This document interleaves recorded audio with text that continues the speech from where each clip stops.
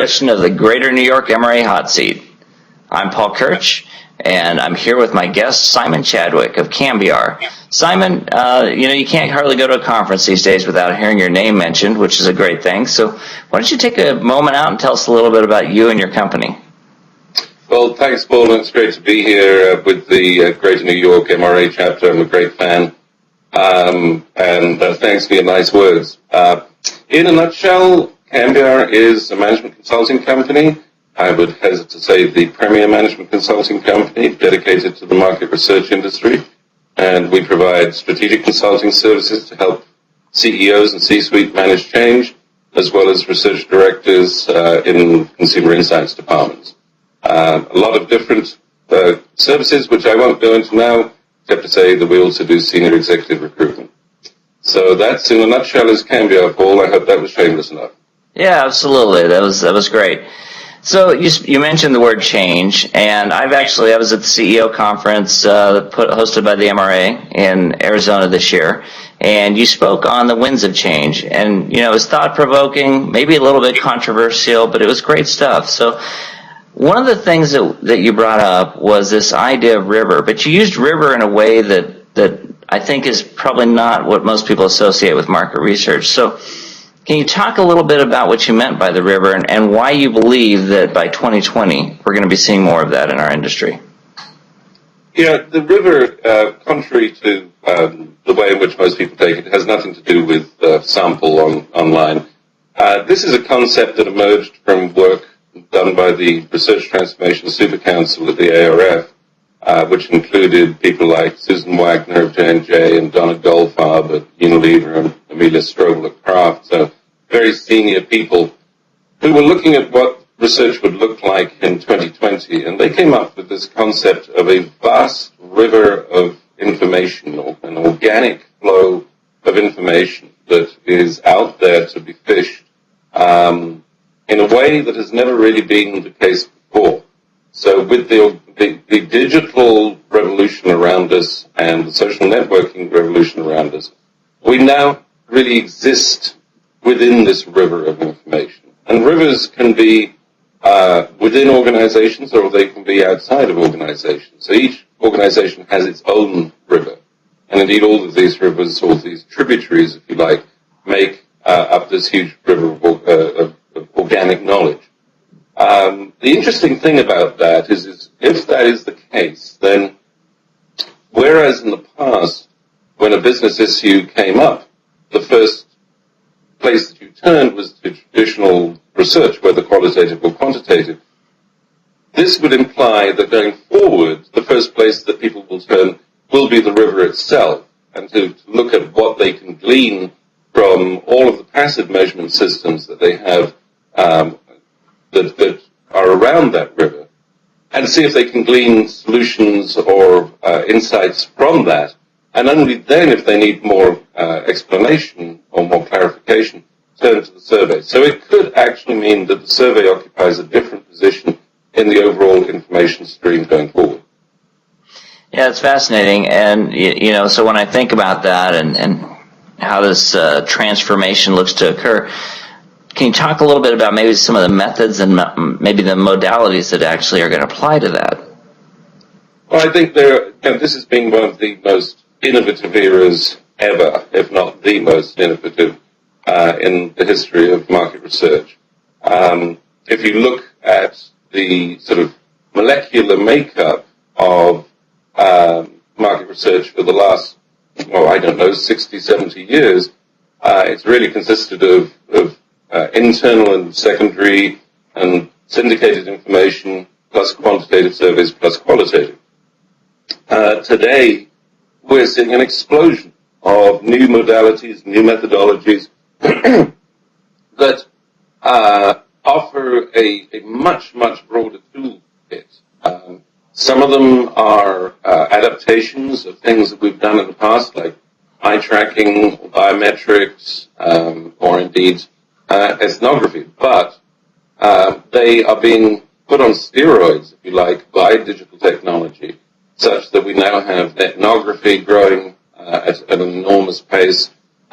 We have much more sophisticated methods of eye tracking or measuring biometrics and indeed neurometrics. And then there are all the passive measures that we're just beginning to get our hands around. Things like web analytics, text analytics, passive listening. And the key here really is to know how to use these in combination so that you get the greatest bang for the buck in terms of insights at the greatest speed, but at the greatest quality as well. And I think what the industry is currently struggling with is what are the parameters, what are the frameworks you put around all of these, and the way in which you put all the tools together to be able to fish in the river. But this makes it a very exciting time to be in the research world. Yeah, and that's, I love hearing that because, you know, historically our industry has not been known as the most progressive, focused on change. However, I think there's a lot of companies out there that, you know, they go to conferences. They can't hardly go to a conference without hearing certain areas of our industry are, you know, dinosaurs or antiquated. I don't necessarily agree with that talk, but I think it does warrant further discussion as to what are the opportunities for some of these companies that are looking for to offer some other things. So what do you think our industry is going to need to make that kind of shift and that kind of transition? Or are we already touching on a lot of those things today? I think it's going to need a new culture of collaboration and competition. You know, gone are the days, I think, when one research company can supply vertically in an integrated way inside its own organization all the things that we need for delivering insights. And companies are going to have to decide, you know, what they are going to make their own and what they're going to partner with others to be able to provide and how they're going to partner with them. So there are a number of companies now, for example, who are incorporating strategic alliances into their overall product portfolio to enable them to offer things like netnography and like search, search analytics, text analytics, web analytics, that sort of stuff, without necessarily having to master it for themselves. So I think there's a new breed coming into the industry. There's new blood. Much of it is technologically driven.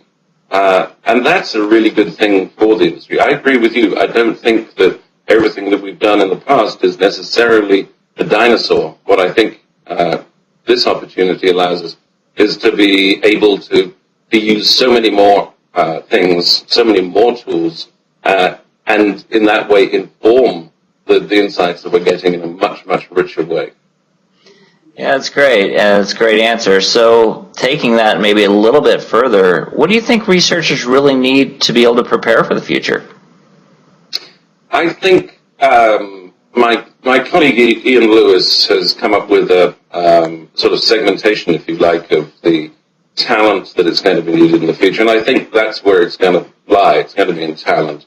And he talks about the fact that we'll need three types of person. The generalists, who are, if you like, the people who, I won't call them generalists, let's call them polymaths. They're not people who can just do anything. They're people who are expert in many different subjects. And these will be what we call the current researchers, those that are in research functions or in research companies.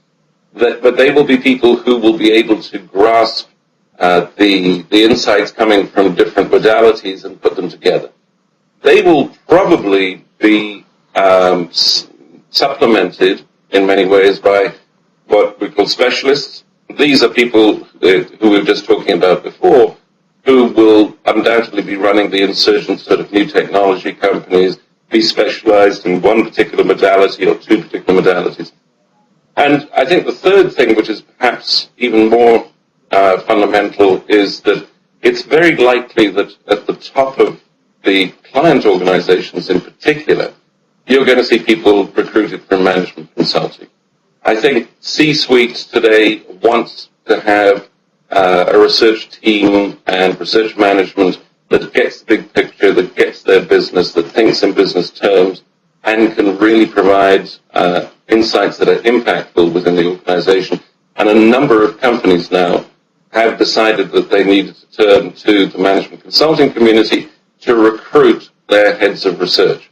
And that's why you're beginning now, just beginning, but I think it's going to grow, to see heads of research that are also combining their duties with that of being chief strategy officer or head of strategy in some sort of way. Certainly, companies like Philips have already adopted that model, and we're seeing more and more of it as we go on. So I think you're going to see that type of consultative talent matched by this polymathic talent, and then which draws off the specialist talent that brings the new modalities and the new technologies into the industry. So they're going to be very different people. They're going to come from different backgrounds. I think, we may see people coming from disciplines that we would not have thought about before, physicists, geographers, liberal arts. But I also think you're going to see people coming in from different walks of life, people like gamers, for example. So it's a different mix of talent that I think we're going to need going into the future. Yeah, that's great. And, I think you touched on something that I didn't miss it, and I'm sure our audience isn't going to miss. It's that idea of touching the C-suite, getting their buy-in, because I think that's the challenge right now. A lot of research groups within these larger corporate organizations, they've gone from 10 people down to 2 because there's just not a lot of buy-in from the top, and these people are really vying to, make their jobs valuable. But this logic, this way of looking at things, I think it gives us an opportunity for the future to really have a stronger place at the table from a research perspective. So, well, Simon, this has been great. I really appreciate you taking out time. I know you're busy, but it's an exciting topic, and I think it gives me hope. It gives a lot of people that are watching this, I think, maybe a perspective of what's to come. So I want to thank you again for your time. You're very, very welcome, Paul, and great to be on the hot seat and keep up the good work. Yeah, hopefully it wasn't too hot. So once again, I'm Paul Kirch. Thanks again on behalf of the Greater New York MRA Hot Seat.